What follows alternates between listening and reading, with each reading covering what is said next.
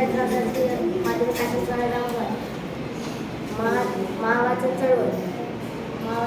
मी वाचलेल्या पुस्तकाचे नाव आहे आईन्स्टाईनचा जन्म 18 मार्च 1879 मध्ये झाला. त्यांचे कुटुंब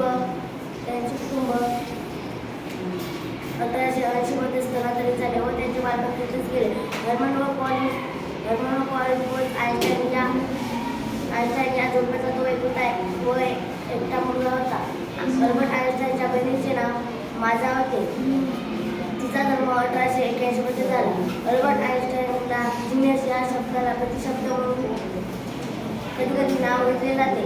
त्यांचे कधी कधी नाव घेतले